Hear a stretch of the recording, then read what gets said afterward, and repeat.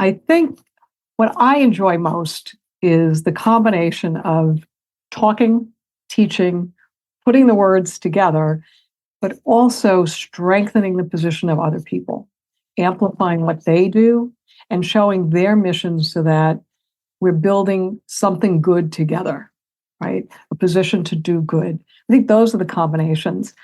I like to sit in a room and hear about someone's backstory or about a mission and what it drives. And then I want to hear the stories that make that work, because it's the stories, the authentic, real stories that resonate with other people. Welcome to Making Change with Your Money, a podcast that highlights the stories and strategies of women who experienced a big life transition and overcame challenges as they redefined financial success for themselves. Now here's your host, certified financial planner, Laura Rotter. So I am so excited to have as my guest today, Helen Jonsen. Helen is the founder and chief storyteller at Helen Jonsen Media, offering media coaching and impact communications to organizations, leaders, and advocates on a mission to do good. Her kaleidoscope career, I love that word, includes being head of public affairs communication for the New York City Economic Development Corporation and the Westchester County District Attorney. As a journalist, she held editorial roles at local, national, and international television networks and major publishers, including Forbes and Bonnier. She's a public speaker on topics revolving around advocacy, communication skills, and life's challenges. So welcome, Helen, to the Making Change with Your Money podcast. Thank you so much for having me, Laura. This is so great. I look forward to this whole conversation. So I'm going to start with my same question, which is, what was money like in your family growing up, Helen? Tight. Tight was the start of the word. We weren't poor, but they had to make ends meet, right? We relied on Dad's one salary, but my mother was the bookkeeper. She was the one who carefully watched the money, doled out the money. When Dad's paycheck would come in, it would be not even a paycheck, probably a pay packet every 2 weeks. And that's when she sat down and she paid the local shops who would hold credit until the paycheck came in or the pay packet came in. And then she would also sit there and look through whatever it was, tuitions, other costs, whatever the monthly costs were. And she would balance that checkbook to the penny. And if it didn't balance, she'd start all over again. And she would do everything at the dining room table. We had a very small house with a lot of people. I'm the youngest of 6. And at periods of time, either an elderly aunt or a cousin or someone else would also live with us in this little city house. And so everything was done on the dining room table. After dinner was over, you cleared the table, people did homework, and Mom pulled out her books. We have a wonderful photo of her sitting at the dining room table with a pile of things that she was going through to do her books. So that's my memory of all of that. If you needed money for something extra, you really had to discuss it and see if that was possible. I started working at 14 to earn money to be able to help offset the cost of anything, whether I wanted to go on a school thing or whether I wanted to buy a pair of shoes or a little outfit. And even when it came down to odds and ends for school, if I wanted a new fancier notebook or something, that would all come out of my money. Oh, thanks for sharing that, Helen. I love that your mother clearly was the one who was in charge of the finances. And certainly nowadays, it's not unique to hear of, even if the husband or the man may be a primary breadwinner, that women do balance checkbooks. But I haven't heard it so much from people when they were growing up. Where did you grow up? You said it was a city home? Mount Vernon, New York. Oh, Mount Vernon. Oh, my God. On the west side of Mount Vernon, in a house that my father had grown up in, a house my grandparents built from the legacy of a family who had helped found West Mount Vernon in 1852 as German immigrants and German business owners. So we have a long history there. Long history in Westchester County. And when you said you started working at 14, did you have a newspaper route? Did you babysit? No, girls couldn't have newspaper routes. Really? My brothers had them and we could help with them, but girls couldn't have newspaper routes. Girls couldn't be, couldn't join Little League. Girls couldn't do lots and lots of things that the boys could do. And my sister, who is 10 years older than me, felt that even more acutely than I did. So she dressed up as my brother to deliver his newspapers when he was sick one winter. The neighbors kind of knew, but the people on the routes didn't know. They just thought it was another little boy who was doing the job. No, I worked at the Mount Vernon Public Library. I was second year of high school. Neighborhood friends worked at the library, and I told anyone I could that I wanted a job at the library if they had one. And you could only work till 6 o'clock at night when you were 14. So the only place I could work was in the children's room, which closed at 6 o'clock at night. So I did that for 2 years till I was 16 and then able to drive and do other things. And what was attractive to you about working at the library? Were you always a word person? Yes, books and stories. I always tell this story of the day I got the call from my mother's friend at the library to say, would you come in for a little interview? I was actually in my attic sorting paperback novels and putting them on shelves the way I thought they should be sorted. I'm not sure it was alphabetical. It might have been by size, but it was how I thought they should be sorted. I was basically playing library. Oh, it's a little frightening to me listening to that, Helen, because I, growing up, thought I wanted to be a librarian, and I never did it. But I remember wanting to categorize all our books by the Dewey Decimal System. Well, that's right. And it's funny because I wasn't that aware of the Dewey Decimal System or how precisely it worked. And I remember getting the job and them very quickly going through these rules as if you kind of would know them. And then one day the librarian walked over to the shelf very early, probably the first week, and said, "Who messed up all the books?" And I said, "Oh, I put them by size." They look nice that way. And she said, "But the numbers," I said, "No, they're all number 93. And she said, "But they're not 93.1, 93.2, 93.3. And that's how I learned that. So, Helen, it seems to me that certainly financially you could not take going to college for granted. So what was that, education journey like for you? Yeah, my parents wanted me to go to college. My mother thought it would be wonderful. My first three siblings did not go directly to college. Some did some college later or actually got their degrees later, but they didn't do it right away. My brothers did it through going to the service and taking courses in the service. My sister was not an academic. She actually did go into the service as well, but she did not pursue a degree. My second brother did a 2-year tech college, part of the SUNY system at the time.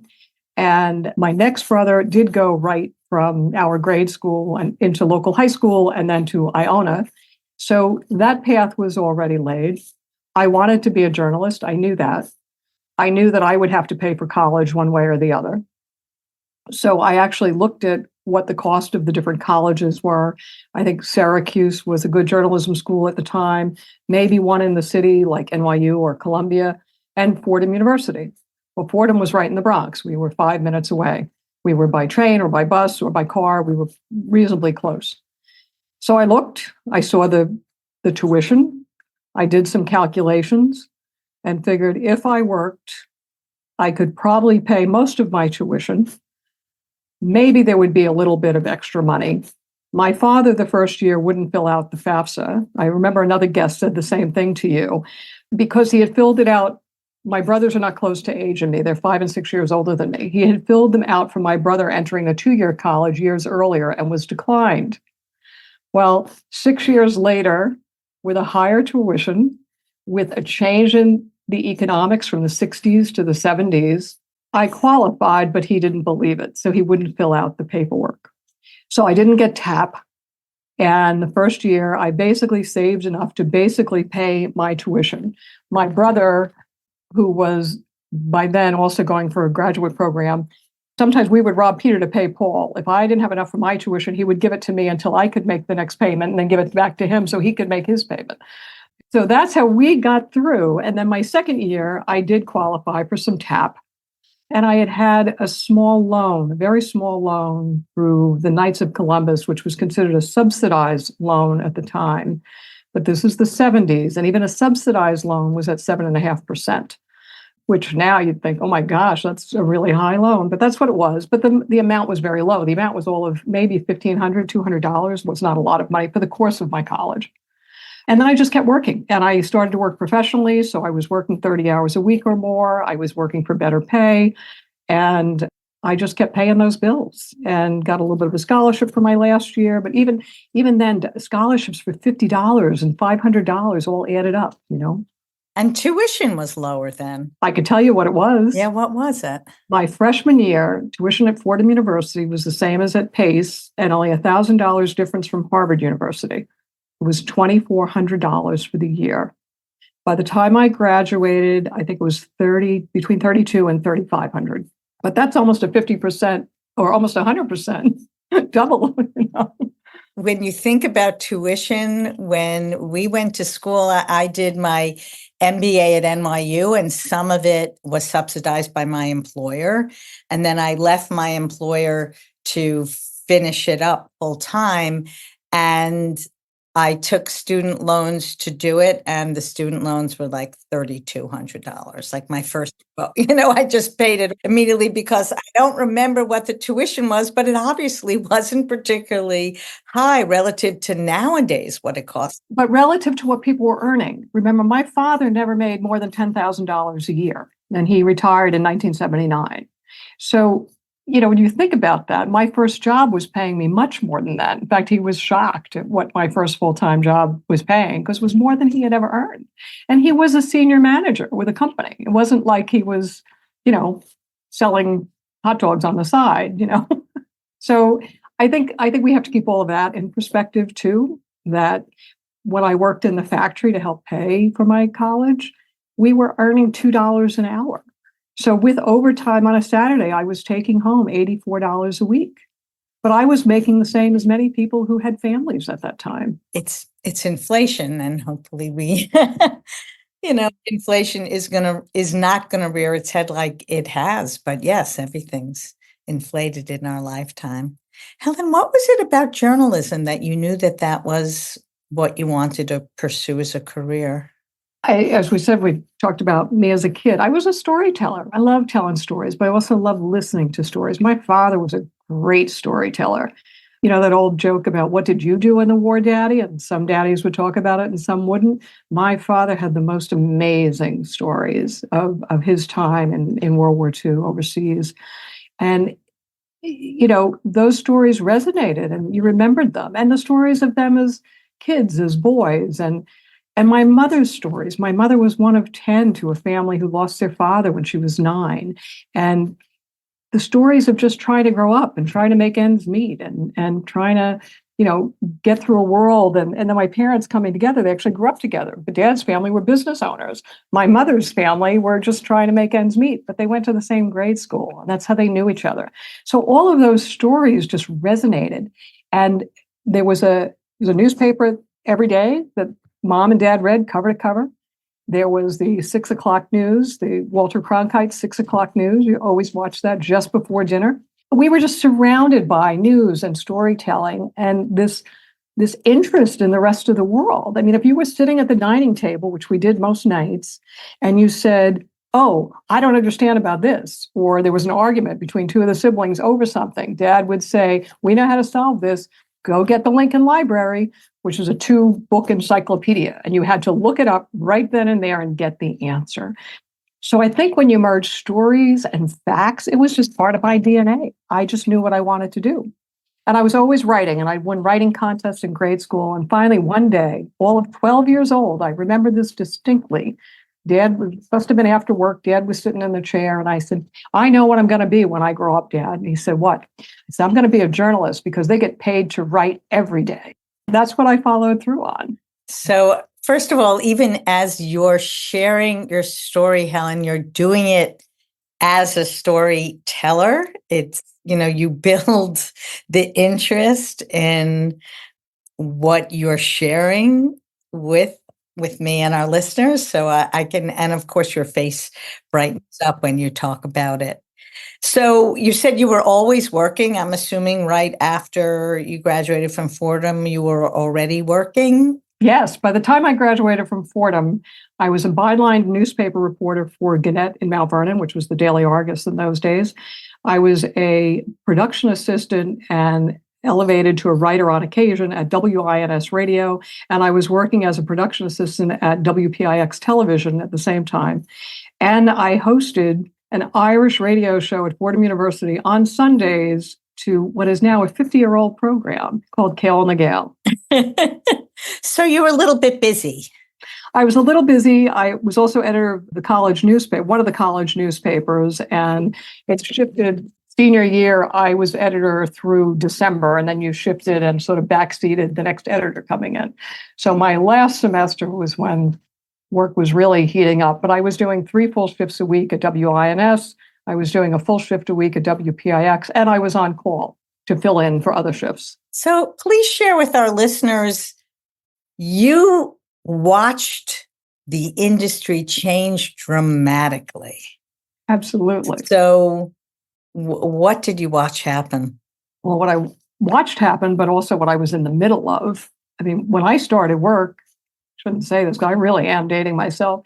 We were using typewriters. We hadn't gone to anything else. At the newspaper, I was there when they shifted from typewriter to mainframe. And in fact, because my shifts were in the evening, I had to learn how to reboot the mainframe just in case. So that was the first. But then when I went over to television and radio, they were still using typewriters. And we had large font typewriters. They were 18-point font was the actual typewriter key. So when you typed, it was 18-point font. And we were using carbon paper, NCR, carbon between sheets. And then they had just shifted from film to full video at that point. So I never edited film for news. I only worked directly in video. But that was a whole mind shift just then. And then what I did, I just knew that I had to keep learning whatever technology was around me. So I ran a business with my husband for years, a production business. We had to buy equipment. We had to be aware of the equipment. We had to know what was out there, what was changing. And then the internet was starting to become greater and greater. And so for what we were doing, we needed to understand what that meant to us, to our business, to clients. And in doing so, I had been buying time on satellites to broadcast pieces that we were working on. We rented satellite trucks, whole trucks that would have to come in and uplink to a satellite. And then that was all shifting into the internet, into the digital world. And I thought, I have to learn this a different way. So our business was being benighted for various reasons. I took a job. I'm sorry to interrupt. So it was a video production business? What? Yes, we were video production for corporations, nonprofits, and international news organizations who needed news coverage in America. My husband was a television cameraman. I'd met on assignment years earlier, but that's another story. But anyway, for various reasons within our family, that had to change. The way we were working changed. And I looked at the world and thought, I really need to understand the internet piece of news and how things were changing. And because of my background hiring freelance crews and knowing how to run a studio and having done production, I was lucky enough to land a job with Forbes as their senior editor, because I also had a financial news background, and head of their video studios and their video network, which was a very new and evolving piece of the business. It was slow going at first because nobody on their desktops or their laptops could just watch video. You had to have a broadband or a T1 line or in a company setting, because at home you didn't have that capability. But even with that, my team crossed the 1 million views a month mark in that period of time. So it was an exciting way to learn and get used to that. And then I shifted from Forbes, as Forbes was shifting, I shifted out to Bonnier for the Working Mother brand, looking at creating Working Mother television, which didn't happen. But to move into that company, I had to go in as head of their digital media products. But I had to learn how to run a CMS, how to publish behind the scenes. What's a CMS? I'm sorry. Oh, content management systems, any content management system. And that also meant a whole new thing, which was called social media. I hosted Twitter parties and had 300 bloggers writing for my website and going to big conferences with bloggers and talking about how do you build a social media presence. That was all very new and was just starting out. So it was a matter of just keeping up with the changes. And many years later, after not having produced a show in a very long time for a daily news show, I walked into FiOS One News in Westchester and landed a job as executive producer. And they said, well, do you know how to run the AP system that does this? And I said, it's just another content management system. I'll learn. And I did. And that was a really great experience too. Yeah, it's so much. If you're someone who enjoys learning and enjoys content, sounds like, that describes your career. Around what period of time when you talk about like Forbes, for example? I was at Forbes from 2007 to 2009 and at Working Mother immediately following.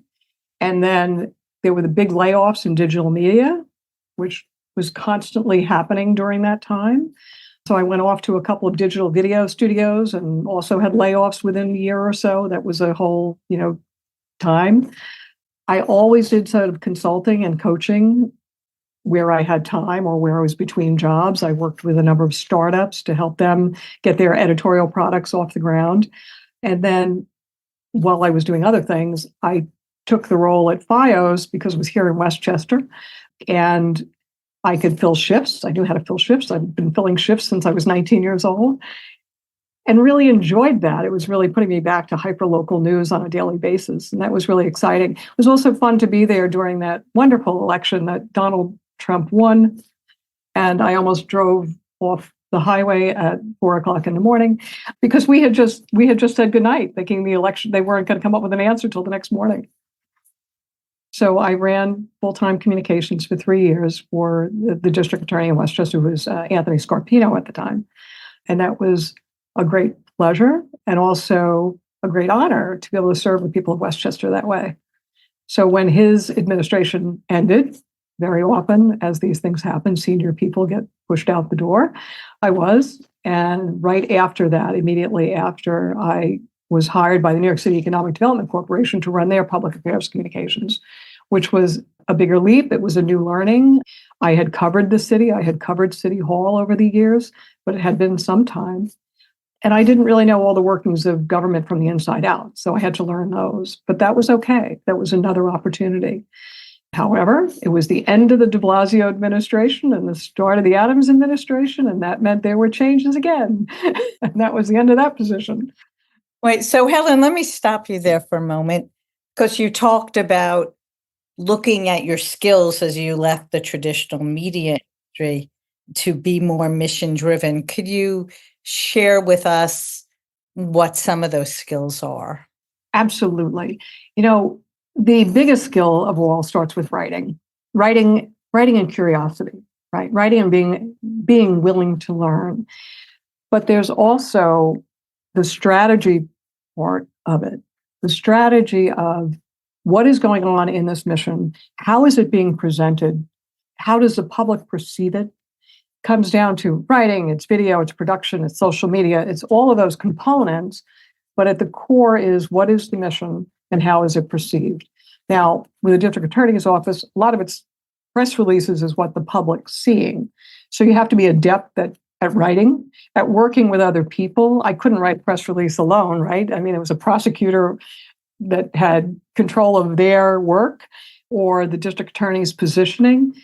But as a strategist, you work together with those people to bring that all together. So in my 3 years there, I think I wrote, 300 to 500 press releases a year. There was a lot. There was a lot going on. But also writing keynote speeches for the district attorney, writing his remarks for the press, pulling together press conferences, keeping my press contacts alive and well to create that. It's called media relations. And that's just what it is. People trusted me as a known journalist. They knew that what I was telling them was either what I could tell them or was the truth. Sometimes you had to hold back because a case was in litigation or whatever, but they understood that I wasn't doing it to be spiteful, that I was doing it because I needed to do it, and that I understood their position. I knew their deadlines, I knew their work.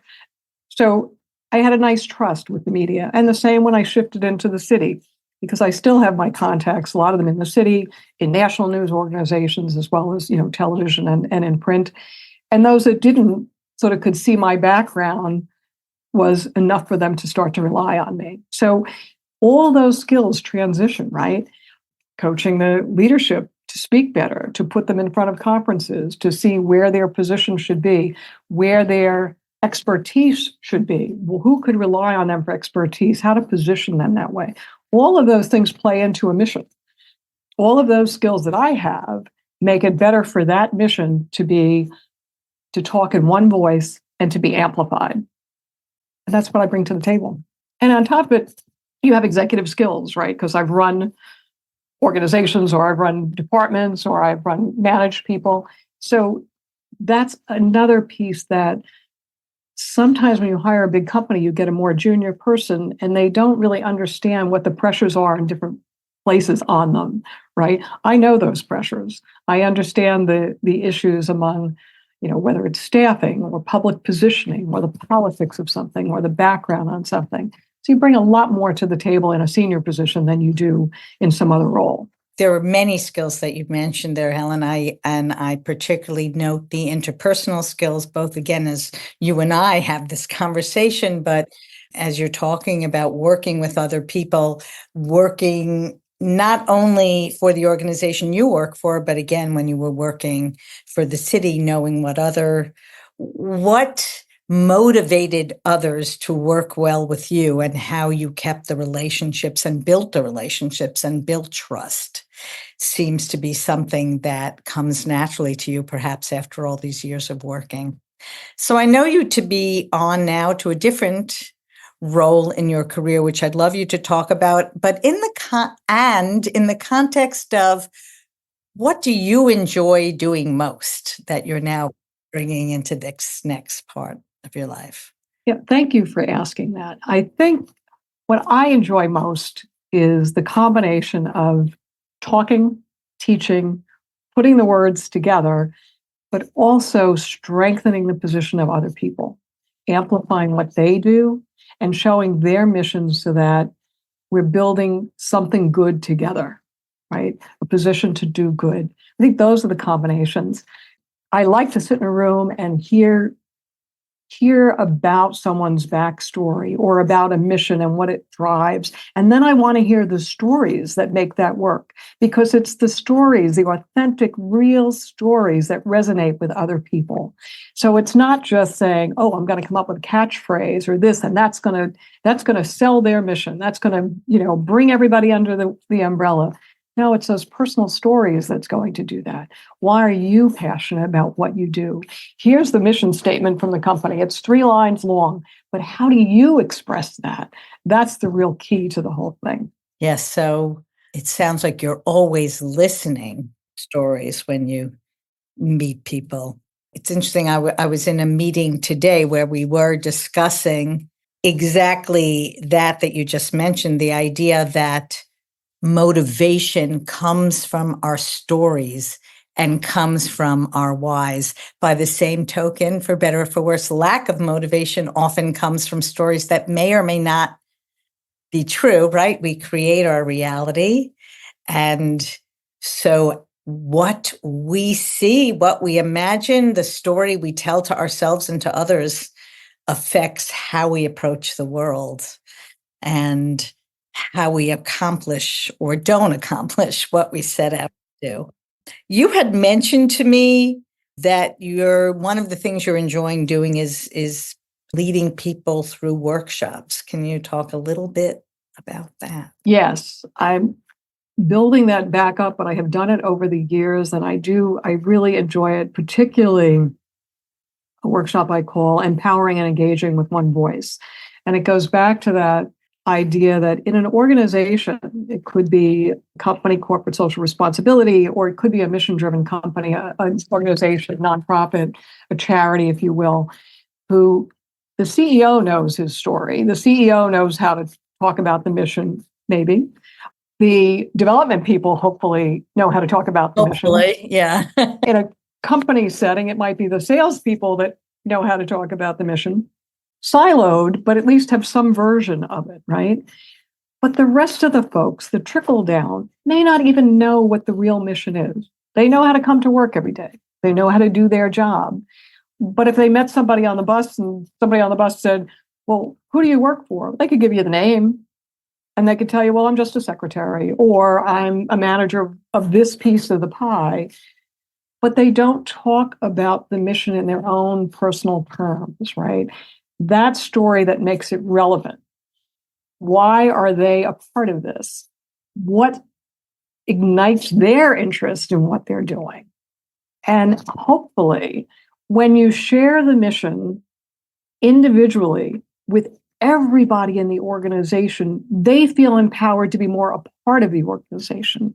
And then you help give them the language and the tools to personalize it without deviating from the actual mission, like not going off on a tangent of their own, but a way to personalize it to make it more real for other people. And I think then you build a coterie of ambassadors, of true advocates for what you do, looking at what they already have for their mission. Are they all in agreement? Is it still relevant? Is it still those words that they created some time ago that a branding person told them they had to put on the website? Is it still relevant? Is it time to relook at that? Either way, you now have a base for language to work together. Then you take it down. Where do we begin? I like to begin with basic communications training with people. How do they answer the phone? How do they represent themselves in a networking situation? How do they introduce their colleague? How do they introduce themselves? I like to start with that because I think that gets people thinking about communicating, right? That one-on-one. And then once you get past that, then you get into the more, what I would call a customized piece for that organization. How do people relate to the community or whatever their focus group is, right? Is it in person? Is it over the phone? Is it in, bigger events, say? Or are they, maybe you're the events team and you think you're always behind the scenes, but actually you're meeting people. You're meeting people at the door. You're giving them badges. You're the one seating them or whatever it is, right? All of those people need to feel empowered to broadcast something about their organization. So you customize it for the organization, and then you bring it down to each level where it needs to be, where they are. You meet people where they are. You make it fun. You do role play. You talk about networking events. You talk about one-on-one. You talk about the UPS driver. Those are all the pieces that, that give them a chance. And I think in a 3-hour workshop, sometimes 2 days, depending on what the customization is, 2 days meaning 2 separate sessions, I think people get it and I think they understand. And then you need to revisit it every 6 months or every year or with every class of new employees. And that's what gets forgotten about. People do it once and think, we've all done it. It's kind of like the parent with a big family. I'm not only the youngest of a big family, I have 4 children. So this happens all the time. I'll say to the youngest, oh, yes, we did that. And she'd say, no, we didn't. And I'd say, oh, yes, we did. We did this 2 or 3 times. And she said, yeah, by the time you got to number 4, we didn't do that anymore. And I think that's what happens in a business very often. They think we did that. We built the website. We wrote the mission statement and they walk away. You don't want them to walk away. You want them to revisit it and re-engage with it and enliven with it. To say again, you come alive and you describe what you do in these workshops, which I'm so enjoying. So can you share with us other things you're doing? I know you are a relatively new entrepreneur and re-entrepreneuring, yes. Re-entrepreneur. I am. I'm a solo entrepreneur, or solopreneur, as some people say. It's an eponymous organization. I'm Helen Jonsen Media. It doesn't get easier than remembering helenjonsen.com, I would hope. And the whole premise is mission and impact communications through the lens of media coaching, wordsmithing, storytelling, building narrative, and working with an organization. It could be a la carte, or it could all be in one, grouping of things to finesse and refine their own communication, build a thought leader platform, because organizations are experts in something. You, as an entrepreneur, you are an expert. There are media organizations who should know that if they want to talk about personal finance, women's issues, Laura Roeder should be on the tip of their tongue or at the beginning of their contact list. And that's what organizations sometimes forget, that they are the experts, right? If you run a children's after school program, you're an expert in kids, you're an expert in school programs, you're an expert in maybe funding. People need to know that. So that trickles down through creating a thought leadership level. Usually you do that with senior leadership because it becomes very personal, it becomes their voice rather than a brand voice in a sense. And then if it's done well, you not only use it as a tool for, say, your website or your LinkedIn page, you then have a media relations component, right? And that's where I come in. I'm not a publicist, I'm not a PR lady. That's what I say. But I do have those relationships that if I feel impassioned about, which I do for my clients, if I feel passionate about what you are doing, I'm going to share that with the right people. And we're going to put 2 and 2 together. So that's sort of the 3 tiers of what I would say I do. But it could be a la carte. It could be any of those things. I have few other workshops. One is from girl talk to woman talk, which is basically for women. We have a habit of learning bad habits as young women, of being a little shy or taking a back seat to the other people in the room. How to get past that, how to use language well to get past that and be your own ambassador. Oh, I love that workshop because women, as you just said, Helen, do have difficulty, what do they say, tooting their own horns, being upfront about. And being memorable. And especially when you start with young women. And I'm talking about high school students and taking them all the way through, because that's where that's missing, that feeling of, oh, I should be putting myself in front. I should be putting myself out there. And I think it's really fun to see the aha light go on, especially in a young person, but sometimes it's a mid-level professional who just doesn't realize they've fallen into bad habits. So it's a good talk and a good workshop. It could be a short talk, but it's really fun to be a workshop with women of all levels who you really think, oh, I hadn't thought about that. Whether it's their personal passion statement, which is what I call an elevator pitch, or whether it's just how they introduce themselves in a group setting. And Helen, are there particular organizations that you feel passionate about working with? You said something about mission driven. Do you prefer to work with nonprofits? I'm curious what you're drawn to. I love working with nonprofits and foundations, and I don't have a long list of clients yet. I've worked with quite a number of pro bono over the years that I've given my time and energy to. Any organization that is large enough to care about its staff, its board, its advocates, its membership, its volunteers, it's all the way through. I give you an example. When I first created this program, it was as a pro bono for Girl Scouts Heart of the Hudson. Now, there's no one there in management anymore that would remember this because it's that long ago, but they were reformulating councils. And all of a sudden, the council that had been just Westchester Putnam or the Council for Dutchess or the Council for Sullivan County were now all one, and we're part of the Hudson. And people across those different places had their own cultures and their own ideas, and they needed to be brought under the umbrella. They needed to be empowered with the one voice of Heart of the Hudson, as opposed to, I'm going to make these numbers up now, but say Sullivan County had 5,000 Girl Scouts or 3,000 Girl Scouts. But now they were part of Girl Scouts Heart of the Hudson, which represented 44,000 Girl Scouts.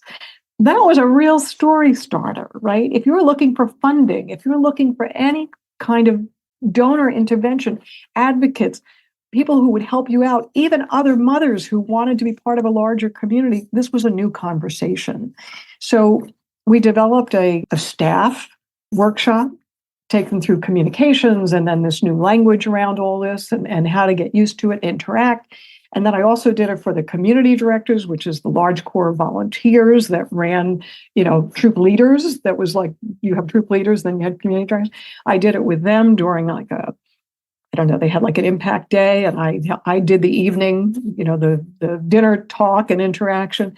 And there were a whole series of different things, but it was for the same reason. It was to empower people to be confident in talking about this mission at a greater scale. And that was the aha for me, saying, I really want to do this, and I'd like to continue to do this in some way. Beyond that, I really enjoy the one-on-one coaching with leadership. I've had opportunities to do that, and whether that's a nonprofit leader or any other leader who has a real mission and a real power, could be an author who really has a mission and a knowledge, right? Really like to work with them through their speech writing, their narrative, their presentation skills. Sometimes those need a branching up. Some people are natural at it, but some people aren't so much. And you want them to be able to engage an audience, right? And their audience could be an audience of 10 in a pitch, or it could be an audience of 100,000 over Zoom, or it could be an audience of 5,000 at an industry conference, right? They need that same confidence and that same level of, I guess it all starts with confidence and that feeling that people are trusting them to be there for them. And it comes back to what I'm hearing you saying, Helen, is again, you thrive on interpersonal relationships and getting to know people, getting to know their stories, and helping them just as much get to know their stories. And getting to know people like you who are helping other people. Doesn't that fuel you? Like, it's just such a great circle. I mean, it is what fuels me. And to the conversation I had earlier in the day, back to start with your why, I think, speaking for myself, but I had heard from others, what got me going when I was in my 20s and 30s and 40s in my profession, the shoulds, if you will, are not what motivate me now. What motivates me now is mission and building relationships with other people. So as we get towards the end of our conversation, Helen, I'm wondering how your definition of success has shifted over these years. Oh boy, that's a tough one. I mean, I guess when you start out in the early days with television, you think you're going to keep going and be the network leader, the anchor person. It didn't end up there. Part of it was the work, and part of it was family life over the years. We haven't talked much about that, but part of what plays into my whole kaleidoscope career is the needs and demands of a big family. And I don't just mean that the external family, I mean my own family with 4 children, with the demands of health crises and some other things that came into play, that you decide, well, this is how it's better for me to work now, or this is how it's better for me to work now, where we had a shift in our own family life where I became the breadwinner because of external factors, little things like healthcare, health insurance, drove changes, and that affects your finances and affects a lot of things. So I think success became trying to raise a healthy family, for one. And then on top of that, it was, how do I feel like I'm positioned in the world? Am I doing good stuff to help others? Now, there have been times when I was in toxic businesses that I didn't know what I was contributing to, whether it was just coming at me or whether I was contributing to it. Sometimes you manage somebody that it just doesn't work and you think, how could I have done that better? So I think there are those kinds of things that weave themselves in. And now I'm at a point where I want to step back, do that better, but I also want to use my skills in a way that really just advance good stuff. To me, the cause-driven life is so important. We didn't talk about that, but I grew up in a family of volunteers. You just rolled up your sleeve. Mom and dad were out at meetings at the local parish or the VFW or some veterans organization or whatever, or the neighbor who needed looking after, an old person needed looking after, or a babysitter, or my mother threw the doors open to people who didn't have a place to go. I mean, not like they were strangers, but they just needed a place to be because they were older or alone, whatever. That was our mission in life. That was just part of what we did. You just bring that into your own life. I mean, I've tried to do it with my own children. We were very active through Girl Scouts because I have 3 daughters. My son was in Boy Scouts for a time. And whether that becomes an absolute part of their life or not, I don't think they'll ever forget those experiences and forget what it means to them. Thank you for sharing that particular drive you had mentioned when you spoke about growing up in a small house with so many children and that your mother always had the door open. Always had the door open, always. We tell very funny stories of coming home from school and finding the dining table with just old people sitting around and with accents from everywhere and trying to talk to each other and not understanding each other, but they still all shared a piece of cake or a cookie and a ginger ale or a cup of tea. And it was just expected that you would be a part of it, that you would accept it, that you would interact with them in a polite and engaging way. And that's the way it was. And if they needed to be walked home or if they needed you to run to the store, you did all those things too, because you did. And I think the biggest saying in life, people say, yeah, poor kids, you worked, you did this, or the kids were sick or whatever. The phrase is one my mother always said, you just do. How do you do it? You just do. And you just keep going. I think when I did Leadership Westchester, they asked me what my word was, and my word was resilience. Thank you. And thank you for sharing about your parents. They were clearly left lasting, not only memories, but they charged you with a role to take in the world that you and I guess your siblings just accepted and embraced. And certainly in your own life, Helen, it's so clear what an impact they've had on you. Is there anything else that you'd like to share with our listeners? I will certainly have your website in the show notes, but anything else to make sure that you mention? Well, just a little plug if anyone is looking for that kind of communication support on a singular level, not from a big organization, but on a singular level. There are lots of ways to explore. I'm happy to explore that in a lot of different ways, even though you kind of try to list out products, if you will, or particular themes. I think there's much more to it when you start dealing with strategy and what works for people. So I'm happy to explore that in a lot of different ways. Yeah. And if there's an organization with, a really great mission that wants to amplify that mission, I'm very happy to be a part of that. Thank you so much for taking the time to get together, Helen. I really enjoyed our conversation. I hope you enjoyed my conversation with Helen Jonsen, founder of Helen Jonsen Media. And now I'll share some of my takeaways. Number 1, always be learning. Helen was a journalist. She and her husband, a television cameraman, ran a video production business for corporations, nonprofits, and international news organizations who needed news coverage in America. As the media business changed with the growth of the internet, Helen knew that she had to keep learning whatever technology was around her. She needed to be aware of how the equipment the business used was changing and what the changes meant to her and her husband, their business, and their clients. My second takeaway is that when your industry is changing, consider other things you could do professionally with your skills.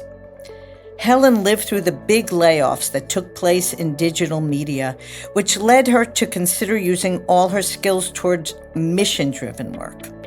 As a result, she used her skills of writing, curiosity, willingness to learn, and relationship building, as well as her strategic and executive skills, to work in the public sector providing communication. And finally, know that the language you use can empower or disempower you. Helen works with clients and their stakeholders on basic communication skills, from how they answer the phone, to how they represent themselves in networking situations, to how they introduce colleagues and how they introduce themselves. All these interactions have an impact on how others perceive you, as well as how you perceive yourself and your connection to the organization's mission. If this conversation with a woman in a life and career transition has struck a chord with you and you'd like to discuss making the same transition in your own life, and how you can make it work financially, please don't hesitate to reach out and email me to schedule a call, Laura@TrueAbundanceAdvisors.com. Are you enjoying this podcast? Don't forget to subscribe so you won't miss next week's episode. And if you're enjoying the show, a rating and a review would be greatly appreciated and would help others like you to find it. Thank you so much.